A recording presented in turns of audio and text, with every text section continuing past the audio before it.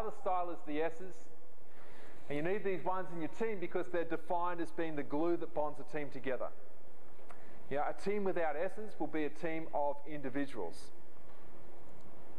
Now, you need the individuals, but if you don't have enough S's, you literally don't have enough people doing support play. You don't have enough people who are great at building those relationships and literally gluing the team together from those potential segments that could create.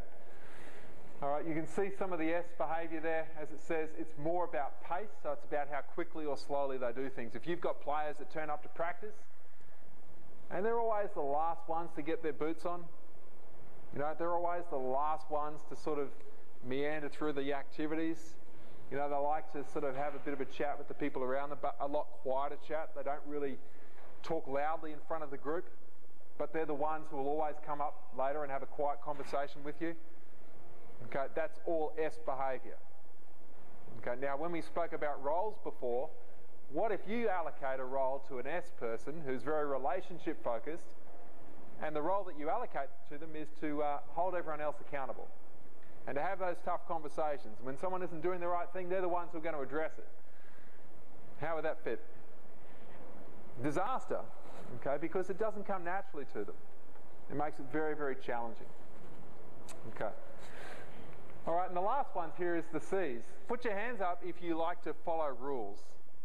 Okay, put your hand up if you like to follow rules.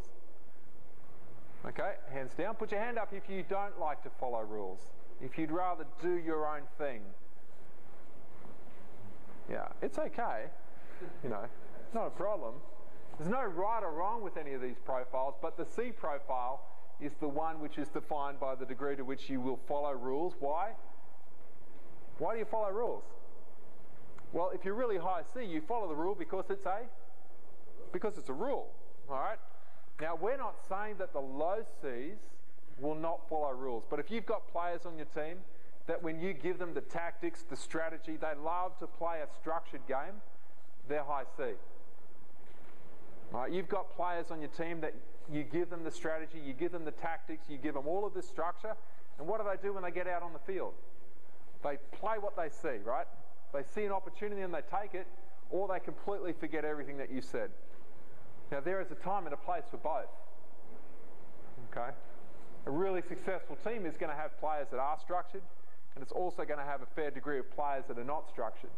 But there is a time when you need to play structured. There's a time when you need to have that as your foundation, obviously. But if you're such a structured team, what will that enable all the other teams you play against to work out? They know exactly how you're going to play. And when you think about some of the best players, not just in your sport, but any sport for that matter, they have options.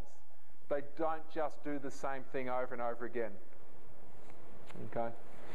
So people that are lower in their level of C, they will follow the rules. Like Ds will follow the rules. Why? Because they know that following the rules will help them to win. I's will follow the rules because if they don't, people will think poorly of them. S's will follow the rules because they want to do the right thing for the team. C's will follow the rule because it's a rule.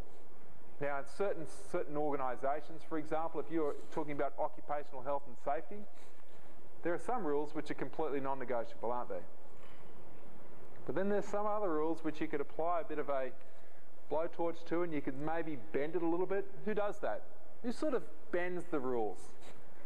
I did this activity with some rugby league coaches not long ago. One of the guys in the group, he was a high DI and a very low C. And the activity was to build a house of cards out of a deck of cards. And I said specifically, you cannot bend, break, destroy, or alter the cards in any way. And normally, in the space of 5 minutes, which is the length of the activity, normally the group will only get one level of cards done, because I make them do it with their non-preferred hand, because I want them to know what it feels like to do something which does not come naturally to them.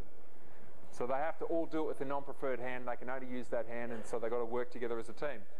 Now, as I said, most groups will get one layer. It's very rare to get two. I look across at this group, which has got this guy, this character in it. There's a former player too. And they've got this tower of cards. It's like 5 levels high. I've got, oh, okay, this will be interesting. And I didn't think, wow, these guys are amazing. I literally thought, okay, what have they done? I walked over, and what's he done? He's bent all the cards. And I said, well, that's interesting. What was one of the rules? Oh, you said that I couldn't bend the cards. But I opened up this deck of cards, and these cards were already bent.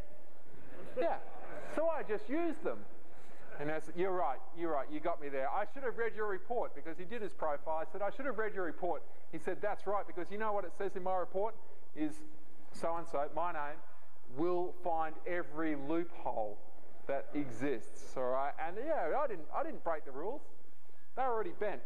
All right? If you've got players that do that, you can be guaranteed that they're a really low seed. All right? Got a lot of value to add to the team, but you better make sure that they, all right, have subscribed to every single detail and loophole, that you've closed it up completely, because they'll get you every time. All right, so obviously with all of those different profiles, and look, you've got a coaching card in front of you there which explains all of this, and hopefully you can use that to self-select your own behaviour. But you're going to find that there's going to be conflicts between all of these different styles. Okay, so that's what we're saying. If you've got a team of players that don't have conflict, it's because people are not being honest. It's because they don't trust each other enough to actually have an honest conversation. Okay, or you could just be at that very initial forming stage of your team's development, where players are being highly adaptive to each other. But you will not get the best out of players if they're tiptoeing around each other. One thing that we've learned from literally profiling more than 10,000 coaches and athletes now is that the bigger the adaptation, so for example, if you ask a D to behave like an S, or a C to behave like a D, or an I to behave like a C, whatever the case may be, if you ask a player to do something that doesn't come naturally to them, what's the chances of them being able to do that successfully, especially in a pressure environment? What do you think? 0. Okay, when the pressure is really on, we all do this. We all revert back to very natural, instinctive behavioural patterns. And that pattern may give us a great outcome, or it may give us a very poor outcome.